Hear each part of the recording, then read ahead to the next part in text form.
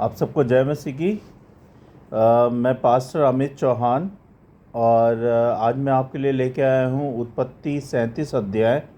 कल तक हमने 36 अध्याय पढ़ा था और यही उम्मीद है कि आप लोग जो भी मैं सिखा रहा हूँ आप लोग सीख रहे हैं और उसको याद रख रहे हैं और आगे उसको लागू कर रहे हैं।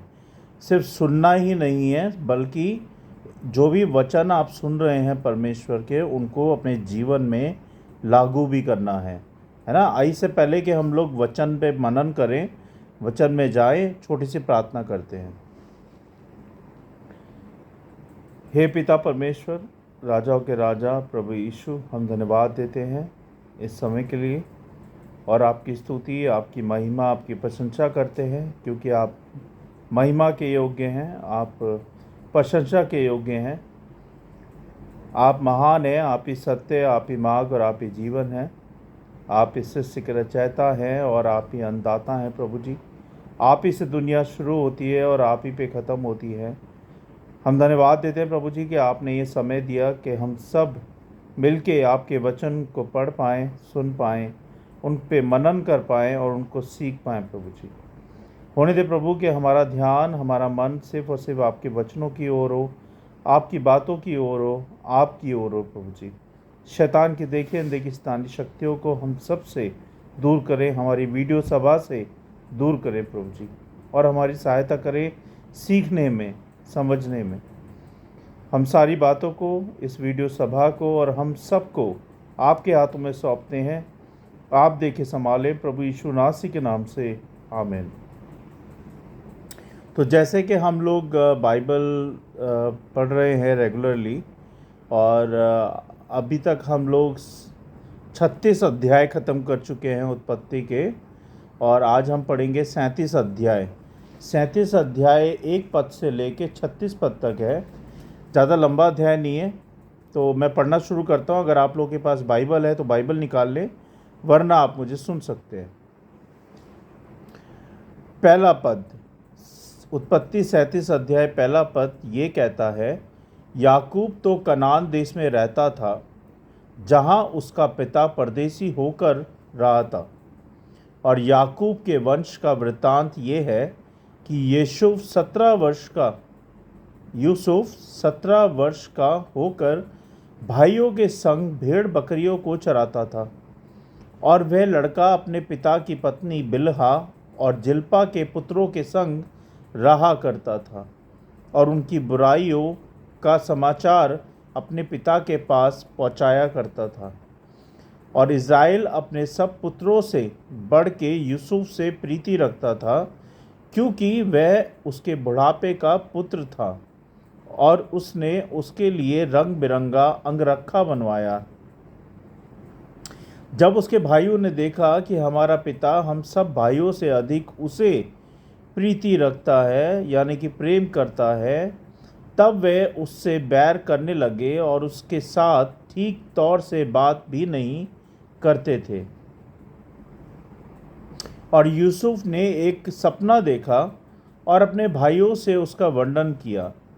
तब वे उससे और भी द्वेष यानी कि जलन, गुस्सा, है ना, करने लगे। और उसने उनसे कहा, जो सपना मैंने देखा है सो सुनो।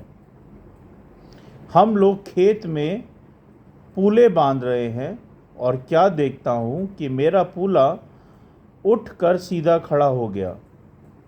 तब तुम्हारे पूलों ने मेरे पूले को चारों तरफ से घेर लिया और उसे दंडवत किया।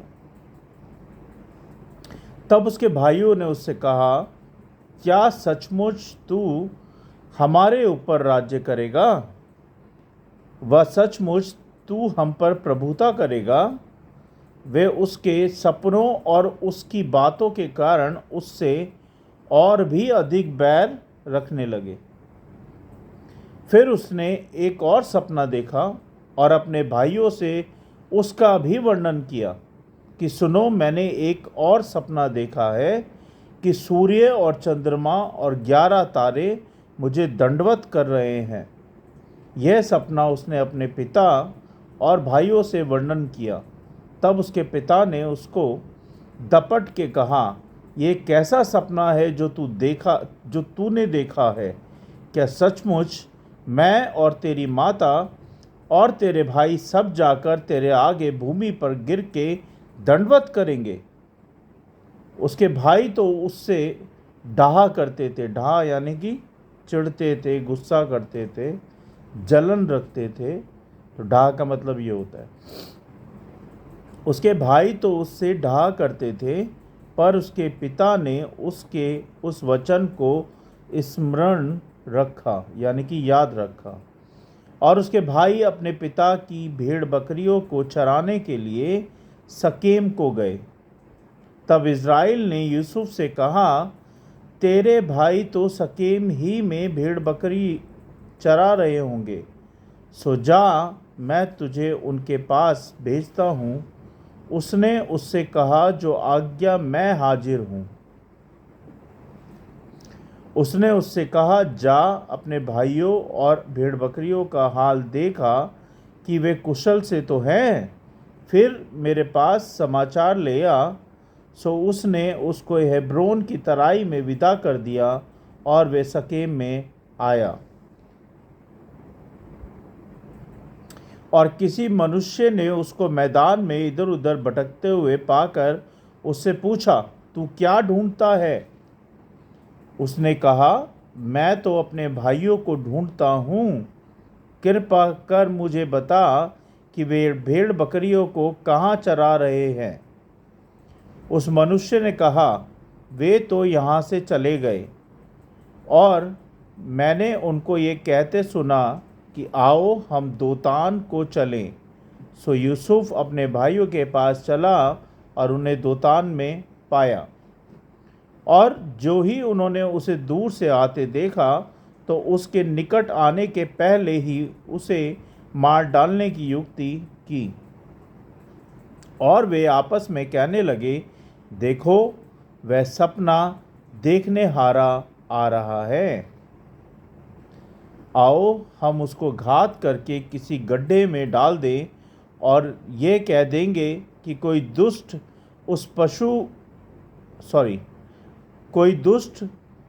पशु उसको खा गया।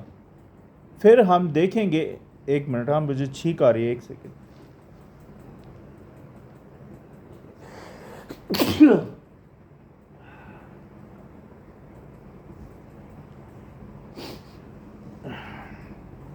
आई एम सॉरी, मुझे छींक आ गई। हाँ, तो हम कहाँ थे? हाँ, कि कोई दुष्ट पशु उसको खा गया। फिर हम देखेंगे कि उसको सपनों का क्या फल होगा, उसके सपनों का क्या फल होगा। यह सुन के रूबेन ने उसको उनके हाथ से बचाने की मनसा से कहा, हम उसको प्राण से तो ना मारें। फिर रूबेन ने उनसे कहा, लहू मत बहाओ, उसको जंगल के इस गड्ढे में डाल दो और उस पर हाथ मत उठाओ। वह उसको उनके हाथ से छुड़ाकर पिता के पास फिर पहुंचाना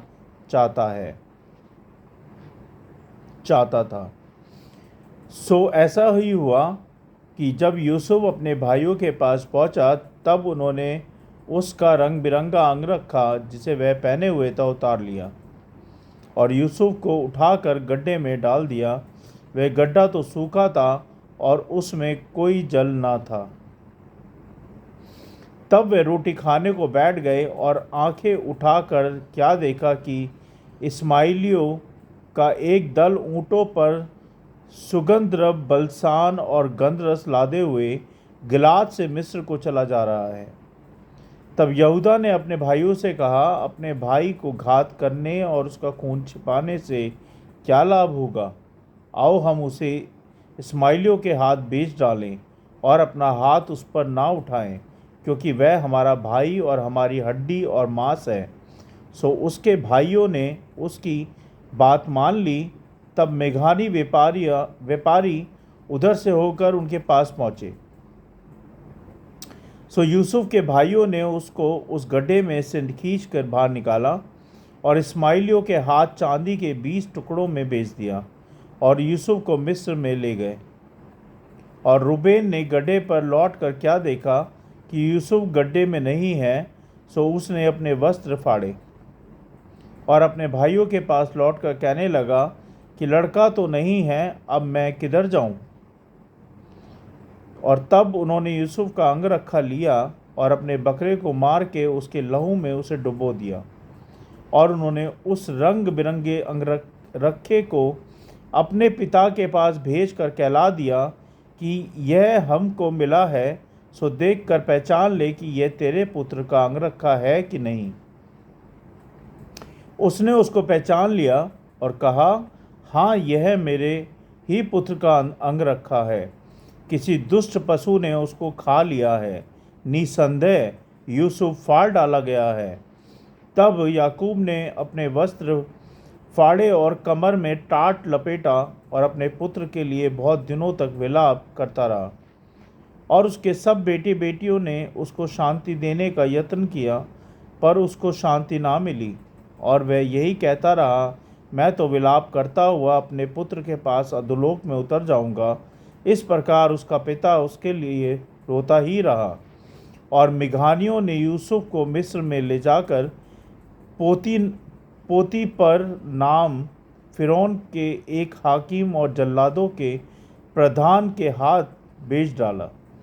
तो ये था 37 अध्याय 1 से लेकर 36 पद तक। परमेश्वर के वचन को पढ़े जाने और सुने जाने पर आशीष दे।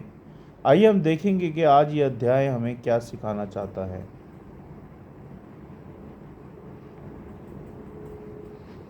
पहले थोड़ा हम इसका परिचय जान ले इस अध्याय का, कि ये इस अध्याय का परिचय क्या है ना।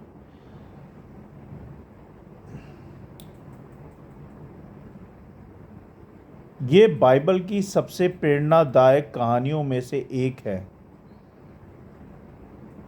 जो कि यूसुफ की कहानी है। याकूब का पुत्र यूसुफ उसके भाइयों से अलग था, क्योंकि परमेश्वर ने उसे विशेष सपने दिए थे जो भविष्य में उसकी महानता को दर्शाते थे। याकूब ने भी विशेष प्रेम दिया, जिससे उसके भाई उससे जलने लगे। यूसुफ के सपनों और उसके पिता के विशेष प्रेम के कारण उसके भाई उससे जलन करने लगे और उन्होंने उसे मारने की योजना बनाई। हालांकि उन्होंने अंततः उसे गुलामी में बेच दिया और उसके पिता को ये विश्वास दिलाया कि वह मारा गया है। यह अध्याय हमें ये दिखाता है कि कैसे परमेश्वर की योजना हमारे जीवन में पूरी होती है, चाहे परिस्थितियां कैसी भी कठिन क्यों ना हो। आइए हम इसके निष्कर्ष के बारे में बात करेंगे। सबसे पहले हम बात करेंगे, परमेश्वर की योजना हमेशा पूरी होती है। यूसुफ के भाई उसके खिलाफ थे, लेकिन परमेश्वर के पास उसके लिए एक महान योजना थी। अगर परमेश्वर ने हमारे जीवन के लिए कोई योजना बनाई है तो कोई भी उसे रोक नहीं सकता। समझ गया मेरी बात को? अगर परमेश्वर ने आपके और मेरे लिए या हम सब के लिए कोई भी योजना बनाई है तो उसको कोई भी रोक नहीं सकता। इस संसार में कोई पैदा नहीं हुआ कि उस योजना को कोई रोक सके, क्योंकि वो परमेश्वर की ओर से है ना। और वो योजना कब आपके लिए होती है? जब आप यूसुफ की तरह परमेश्वर का कहना मानते हो, परमेश्वर की आज्ञा में चलते हो, प्रार्थना करते हो, वचन में संगति करते हो, वचन पढ़ते हो, है ना, तो तब आपको परमेश्वर की योजनाओं का लाभ मिलता है। दूसरी बात, जलन और घृणा विनाशकारी होती है। जलन और घृणा हमेशा विनाश ही करती है, अच्छा नहीं करती। यूसुफ के भाइयों की जलन ने उन्हें गलत कार्य करने के लिए क्या किया? प्रोत्साहित किया। वो इतना जलते थे अपने भाई यूसुफ से कि उन्हें पसंद ही नहीं था वो, और उन्होंने इस जलन में, इस ईर्ष्या में क्या कर दिया? गलत कार्य कर दिया, अपने भाई को मारने की कोशिश की। और उससे प्रेरित हो गए जलन से वो। अब हम क्या सीखते हैं इससे हम ये सीखते हैं, हमें अपने दिल में जलन और घृणा को स्थान नहीं देना चाहिए किसी के लिए भी, है ना। XYZ जो भी हो, हमें कभी भी अपने दिल में जलन और घृणा को स्थान नहीं देना चाहिए, बल्कि प्रेम और क्षमा को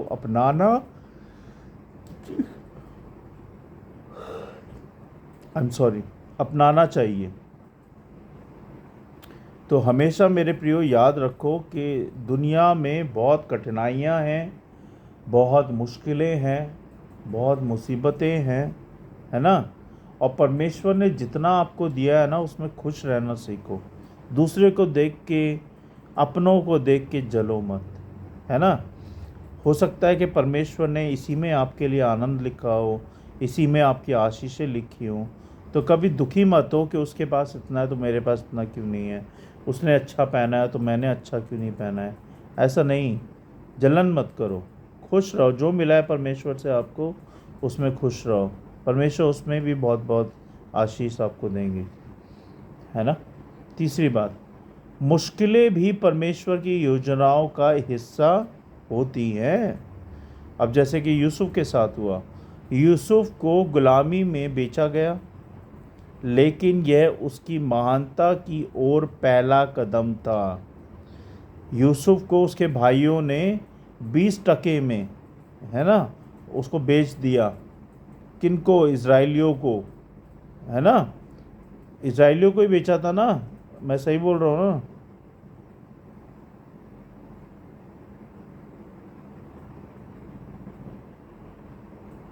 हाँ, उसको गुलामी में बेच दिया था। और फिर क्या हुआ? हाँ, फिर क्या हुआ? यूसुफ को गुलामी में बेचा गया, लेकिन यह उसकी एक महानता की ओर पहला कदम था। कई बार कठिनाइयाँ हमारी सफलता की ओर ले जाने वाली सीढ़ी होती है, इसलिए हमें हमेशा धैर्य और विश्वास रखना चाहिए अपने जीवन के अंदर। कई बार हम सोचते हैं कि ये परमेश्वर ने जो मुझे मुसीबतें दी है, ये मुझे ही क्यों दी, लेकिन हमें ये नहीं पता कि ये परमेश्वर की योजनाएं हैं, कि परमेश्वर मुश्किलें भी परमेश्वर की योजना का हिस्सा होती हैं। और वो जो मुश्किलें जो आपके लिए होती हैं, उसमें आपका पहला कदम होता है सफलता की ओर बढ़ने के लिए, है ना। जैसे कि यूसुफ के साथ दिखा रहे हैं कि यूसुफ को गुलामी में बेचा गया 20 टके में, और यूसुफ को लेकिन यह उसकी महानता का पहला कदम था। क्या था? इतनी कठिनाइयाँ झेली उसने, उसको गड्ढे में डाल दिया, उसके कपड़े फाड़ दिए, फिर उसे गड्ढे से निकाला, फिर उसको बेच दिया 20 टके में, है ना। कितनी मुसीबतें सह रहा है वो अपने भाइयों की वजह से, क्योंकि उसके भाई जलन करते थे, उससे चिढ़ते थे, क्योंकि उसे सपने ऐसे आते थे, है ना। वो इसलिए उससे चिढ़ते थे वो। तो कई बार बहुत बड़ी बात है ये, ध्यान रखना। कई बार कठिनाइयाँ हमारी सफलता की ओर ले जाने वाली सीढ़ी होती है। तो हमें इसमें क्या करना है? हमें धैर्य रखना है और विश्वास रखना है प्रभु परमेश्वर यीशु मसीह पे। जब आप ये करोगे तो आपकी सफलता की सीढ़ियाँ आप चढ़ते जाओगे, चढ़ते जाओगे, चढ़ते जाओगे, क्योंकि उसमें प्रभु यीशु मसीह की आशीषें हैं, प्रभु यीशु मसीह की ओर से है वो, इसलिए आपको सफलता मिलती जाएगी। तो ये 3 बातें हमने सीखी आज के वचनों से। एक बार हम उसको रिपीट कर लेते हैं। परमेश्वर की योजना हमारे जीवन में हमेशा पूरी होती है। दूसरी बात, हमें जलन और घृणा से दूर रहना चाहिए और प्रेम व क्षमा को अपनाना चाहिए, है ना। तीसरी बात, कठिनाइयाँ भी परमेश्वर की योजना का हिस्सा हो सकती हैं, इसलिए हमें धैर्य और विश्वास रखना चाहिए। उम्मीद करता हूँ कि परमेश्वर के वचन से आप सबको मुझको, हम सबको आशीषें मिलें। और आप लोगों ने सीखा होगा आज के वचनों से, है ना? अगर कोई कमी रह गई हो तो आप मुझे बताइएगा ज़रूर।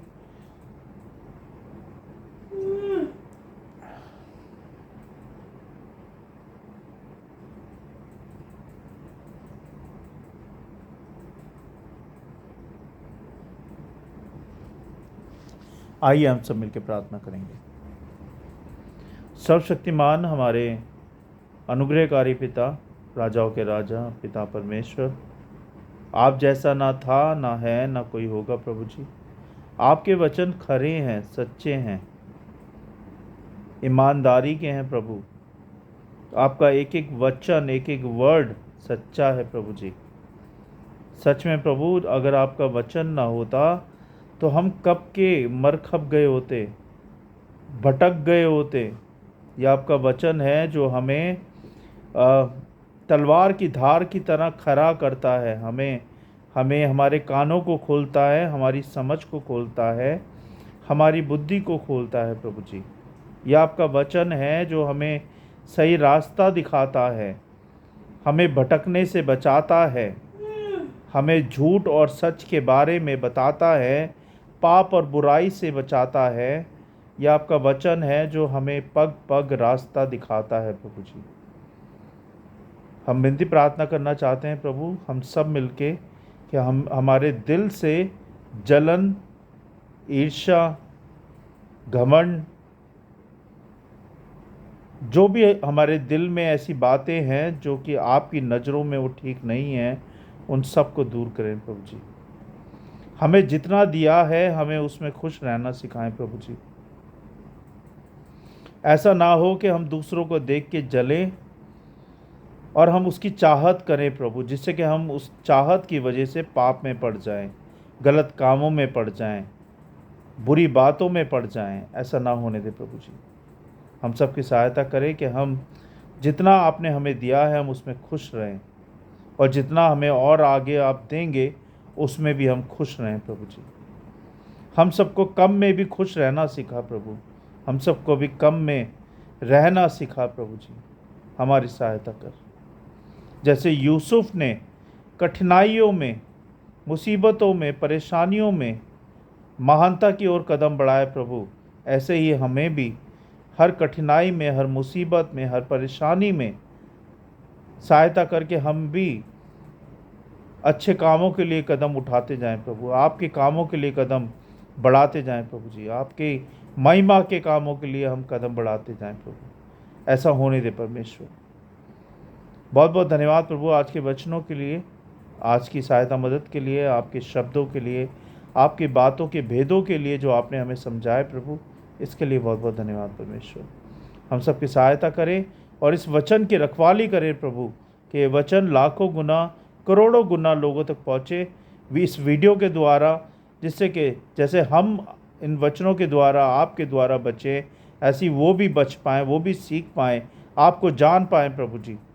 जिन लोगों को आपने चुना है प्रभु, उन लोगों को हम आप तक लेके आ पाएँ प्रभु जी। ऐसा होने दे परमेश्वर।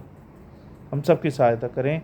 बहुत बहुत धन्यवाद प्रभु आज की इस वीडियो सभा के लिए, आपके वचनों के लिए, आपकी बातों के लिए, आपकी सारी आशीषों के लिए धन्यवाद परमेश्वर। अभी तक हमें संभालने के लिए धन्यवाद प्रभु जी। जो लोग मुझे सुन रहे, देख रहे हैं, उन सबको आशीषित करें प्रभु।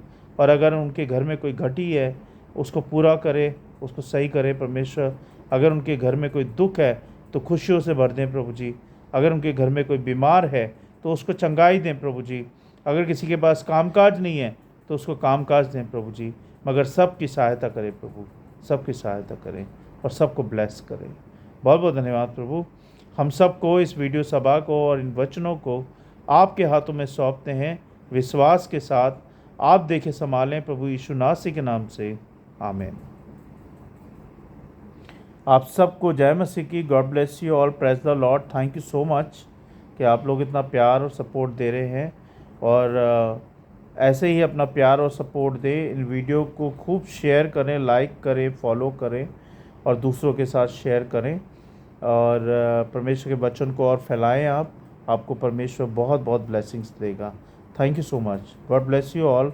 कल फिर मिलते हैं 38 अध्याय के साथ। तब तक के लिए गुड नाइट। Thank you. जय मसीह की।